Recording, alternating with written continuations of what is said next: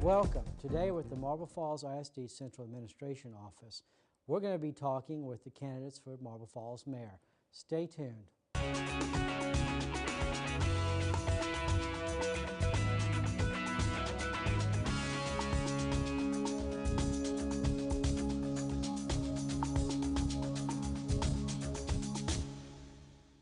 Today on our show we have the candidates for the Marble Falls Mayor's Office.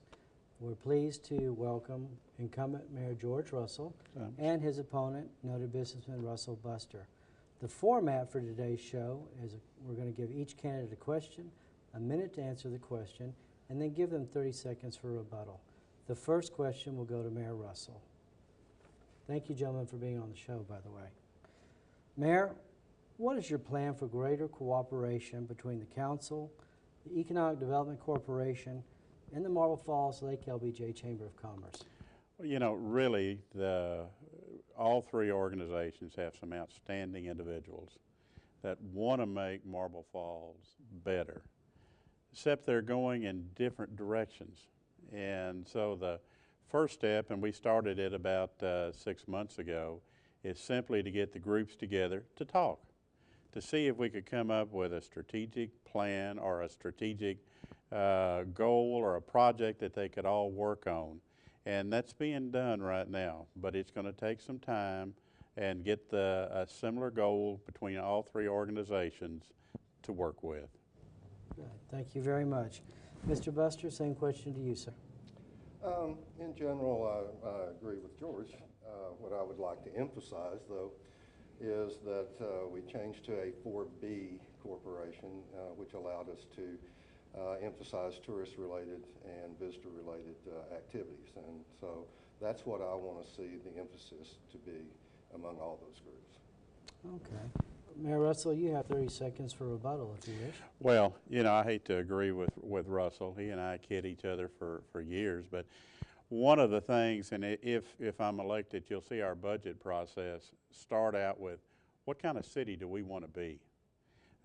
He is right that the 4B corporation can emphasize tourism and funds can be placed on that particular area, but everybody has to agree with what Marble Falls should be, wants to be, as opposed to a bunch of special projects.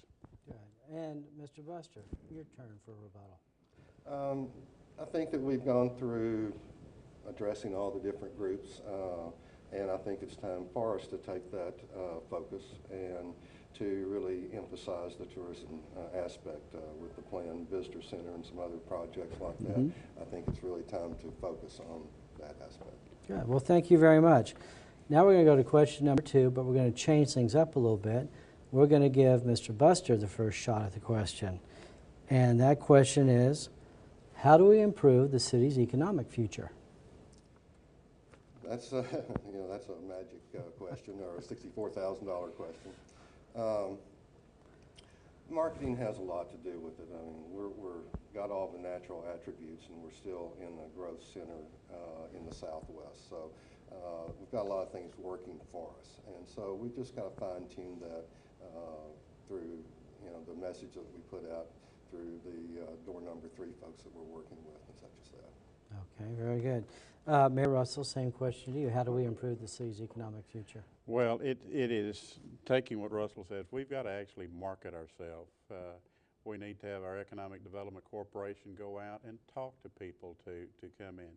And then we need to use the economic development tools that are in hand and on the books, like enterprise zones, 380 agreements, sales tax abatements, things that the business that comes here can generate and utilize those increased funds to enhance the economic community.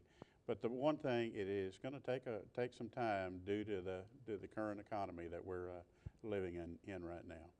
Okay, very good, thank you. And Mr. Buster, your rebuttal. We're in agreement on a lot of things. It's more of focus and where the accent is put on things. But yes, it's going to take a while. We didn't get here into this economic situation in one day, and we won't get out of it in one day. So it takes a lot of planning and looking to the future. We need to identify those things that we think will be enhanced with what we have. Okay, thank you. And Mr. Russell? Well, like I said earlier, I hate to agree with Russell, but we have a community that is a beautiful community that we're not taking advantage of the assets. We've been very, very fortunate that businesses have come here because of what we are, the lakes, the retail hub and so forth. We've got to expand that out to the further in the state and other communities around. Good. Well, thank you for your response. So far, our candidates both have kind of agreed on some issues. The next one, however, has been somewhat controversial. It's come up recently in the city of Marble Falls, and it's basically about the location of the police department, which right now is downtown on historic Main Street. So we're going to start with Mayor Russell first and ask him, when and where should the police department be moved? Thomas, I don't have an answer. I think that I publicly said that I think that it should move. We tend to forget that the police station right now is was told a temporary location until we could find a better place. We have worked with obtaining land adjacent to the fire department for the removal of it, but right now it's just a matter of economics. It's going to take taxpayer dollars to pay for the move of the station, and it is a difficult move. It's not just a plain old building. There is some special security and communications efforts in it. Good, I appreciate your answer. Now, we're going to give the question next to the mayor's opponent, Russell Buster. Mr. Buster, I know you have a little bit of a different take on this issue, and I hope you'll explain it for us.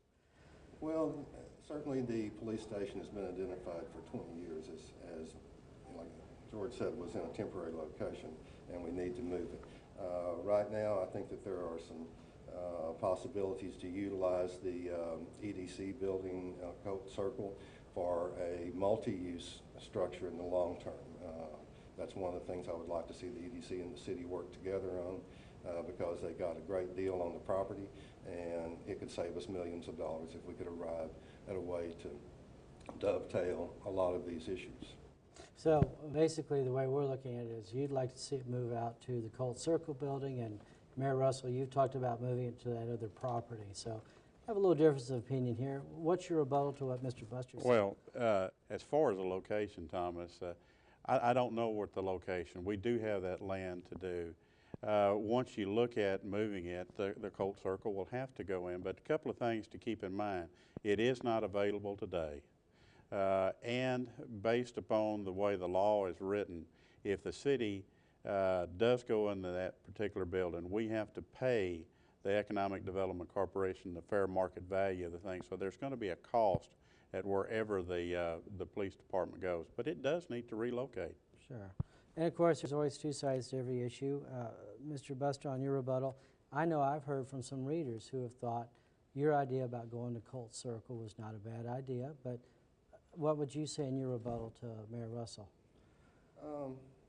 There are a lot of things that lend itself to the Colt Circle usage there. Now, there are issues about how the building can be used by the city if it's been bought by the EDC, but I think the lease structure could be worked out. There's a lot of ways to address that. The main thing is that it's an inexpensive building with which for us to work from. The budget for the new police station is $11 million, and so I think that there's something shy of that we could do that would be a great cost savings. Good. Well, thank you both for your responses. I appreciate it. Now we come to the portion of the show that we call the wild card question. Candidates have also said the gotcha question. Look at it which way you want. The question arises from us back in the newsroom coming up with ideas, from readers, from viewers. The main thing to remember is the candidates have not been prepped. They don't know what the question is going to be, and we want to just see how they think on their feet. So I believe we started on the last question with you just a second ago, so the honor for answering the wild card goes first to Mr. Buster, and the question is, what more can be done to promote Marble Falls? Well, a lot of things can be done to promote Marble Falls. One is to arrive at a concrete vision. We've certainly been able to approach that with our work with the door number 3 folks who came up with a slogan in the middle of everywhere. But I think it misses a few things as far as detailing what Marble Falls offers. I've kicked around a vision that I call Ost-Tausburg, which is Austin, Taos, and Fredericksburg, because of the huge parts of Lady Bird Lake and hike and bike trails to art and music to a Main Street centered town. All right. So, That's an interesting concept. And Mr. Russell, how about you? Well, one thing to keep in mind is we have to promote the area. We have limited ourselves in the past by just promoting Marble Falls. You've got to remember that if we have any events in the area, we have the hotels here. We have some of the venues here, such as the pavilion and the theater and so forth that we can utilize here. So anything that we can promote for the area, in other words, enlarge our focus a little bit with events and so forth, and then get that information out to the state and the other areas. Good. Well, thank you very much. Mr. Buster, time for your rebuttal. I would like to see us focus more on the things that are in Marble Falls, which there are not enough of. So when somebody asks what is there to do when they come to Marble Falls and they're staying at one of the hotels, is that they have to leave town. So that is the aspect that I would like to see us increase, whether it's the tourism train that is a possibility to run out of downtown through Granite Mountain. I think it would be a wonderful type of destination for Marble Falls, in Marble Falls. Well, thank you very much. And Mayor Russell, you're on deck. How about your rebuttal? You know, I'm sort of stuck in the middle. There are many events that the city of Marble Falls cannot house, and we could take advantage of surrounding communities. And if you look at anything, regionalization or strategic partnerships are the way that any city is going to go and survive. We're fortunate that we have some assets here that'll bring people in. We're fortunate that we have the restaurants and the hotels here that can take advantage of the hotel tax and the sales tax and so forth to go ahead and promote them, and we use our dollars to promote the area. Good. Well, thank you very much. I appreciate it. I want to thank both our guests today, mayoral candidates George Russell, who is the incumbent, and Russell Buster, who is his opponent. Remember, the elections are May 14th. Go out, exercise your right to vote, have your voice heard. I'm Thomas Edwards, your host. This has been Tribune Talk with Thomas Edwards. You can catch us on demand at www.thepicayunetv.com and also on television on Northland Communications Cable 15. Thank you very much and have a great day. Thank you.